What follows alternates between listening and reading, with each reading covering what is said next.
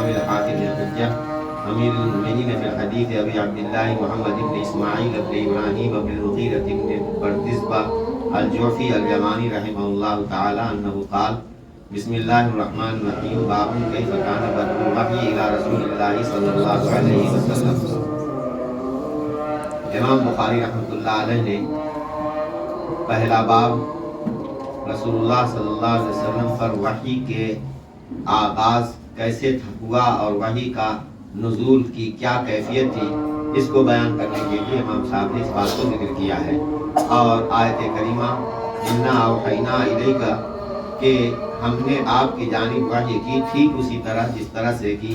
نوح علیہ السلام اور ان کے بعد اور انبیاء کی طرف وحی کی. تو یہ وحی کا نزول کوئی نیا اور ابتدائی طریقہ نہیں ہے، کوئی نئی بات نہیں ہے، بلکہ اللہ تبارک و تعالیٰ کی یہ سنت ہے کہ وہ اپنے بندوں کی ہدایت کے لیے کچھ مخصوص بندوں کو منتخب کر کے ان پر اپنے احکامات کی وحی کرتا رہا ہے. اس لیے ان لوگوں کو بھی آپ کے تعلق سے شکوک و شبہات میں نہیں پڑنا چاہیے.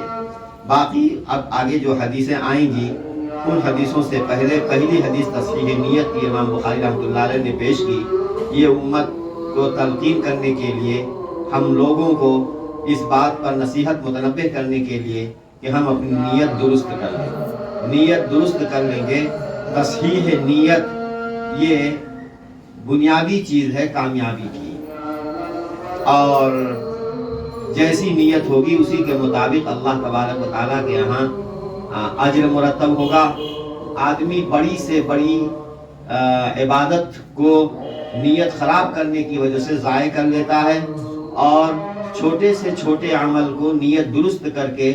بڑا عمل اور ثواب کا کام بنا سکتا ہے. تو یہ تو تصحیح نیت کی حدیث ہوئی. مجھے اس سلسلے میں زیادہ گفتگو نہیں کرنی ہے.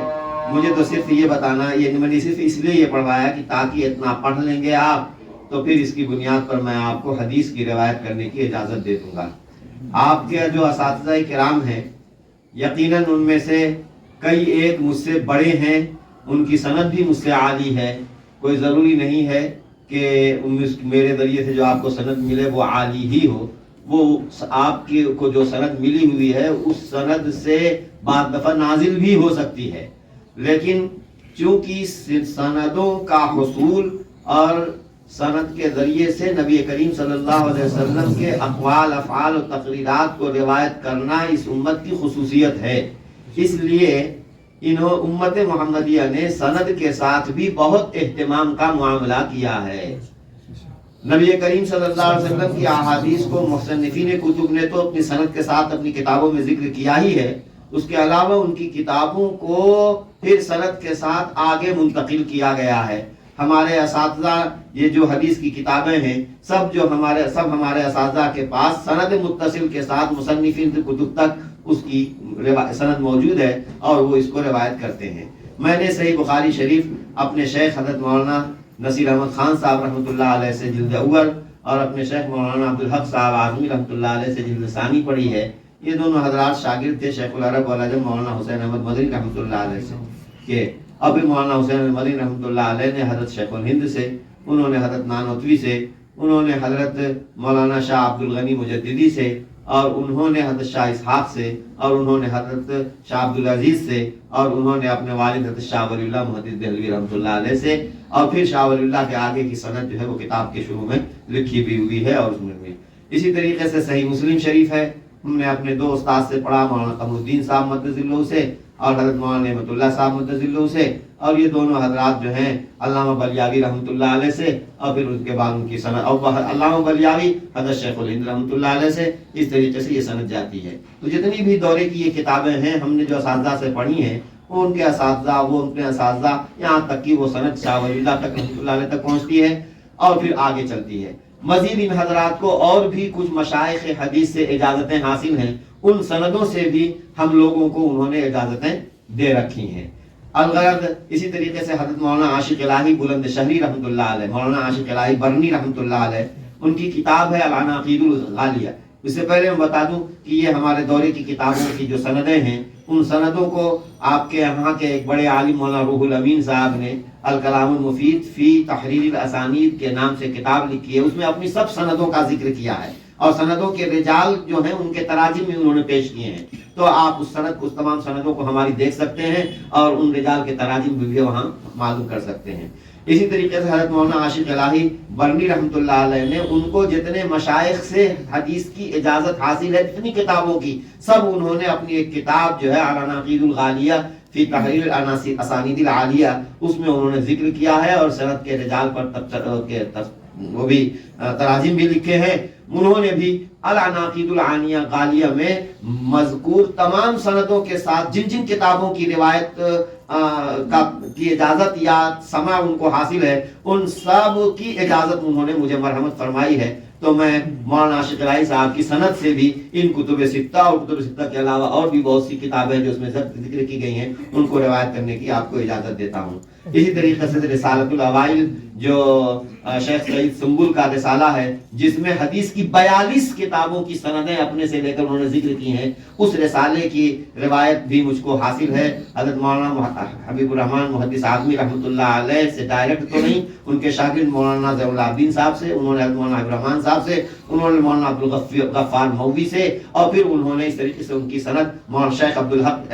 شیخ الدلائل الہ آبادی سے ہوتے ہوئے مصنف کتاب شیخ سعید سنبل تک، تو اس رسالۃ الاوائل میں 42 کتابوں کی سندیں ذکر ہیں اور ان کی روایت کی اجازت ہے۔ میں آپ کو رسالۃ الاوائل بھی روایت کرنے کی اجازت دیتا ہوں ان سندوں کے ساتھ۔ اللہ تبارک و تعالیٰ آپ کو علم حدیث کی خدمت کے لیے عالی سند کی بھی وضاحت، اور عالی سند بھی ایک اور ہے کہ جو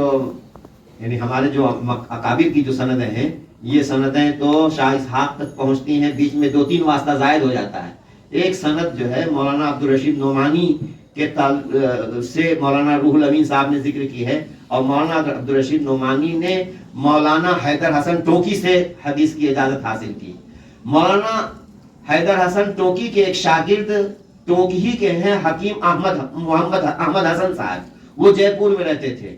تو ان کو بھی ان سے اجازت حاصل ہے۔ ہم نے باقاعدہ سفر کر کے جا کر کے ان سے حدیث کی اجازت لی، اور مولانا حیدر وہ سند اتنی عالی ہوتی ہے کہ مولانا حکیم محمد احمد حسن صاحب اور وہ مولانا حیدر حسن صاحب سے، اور مولانا حیدر حسن صاحب نے میاں نذیر دہلوی جو مشہور غیر مقلد عالم ہیں، اب میاں نذیر دہلوی نے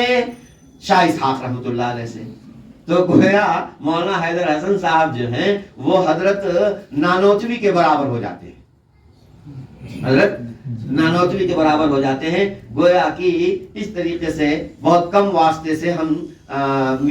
شاہ اسحاق تک پہنچ جائیں گے۔ مولانا حیدر حسن وہ مولانا میاں نذیر حسین دہلوی سے، اور وہ حضرت شاہ اسحاق سے، اور وہ اپنے ماموں حضرت مولانا شاہ عبدالعزیز محدث دہلوی رحمۃ اللہ علیہ سے۔ تو اس طریقے سے اس سند سے بھی مجھ کو روایت کی اجازت حاصل ہے۔ اس کے علاوہ اور بھی مولانا حیدر حسن صاحب کی سندیں ہیں، وہ مولانا روح الامین صاحب نے اس میں لکھی ہیں۔ تو یہ کتاب جو تحریر اسانید پر جو کتابیں ہیں، ان کتابوں کو رکھنا چاہیے مشتغل بالحدیث لوگوں کو، کیونکہ جن اساتذہ سے ہم کو تحمل روایت حاصل ہے، ان اساتذہ کی سندوں کا اس میں ذکر ہوتا ہے اور اس سند کے رجال کے حالات کا بھی علم ہوتا ہے، تو یہ بھی ہمیں علم رکھنا چاہیے۔ اللہ سبحانہ، اور یہ اسناد کی حفاظت اس امت محمدیہ کی خصوصیت ہے۔ نبی کریم صلی اللہ علیہ وسلم کے ایک ایک قول فعل عمل کو سند متصل کے ساتھ ہم تک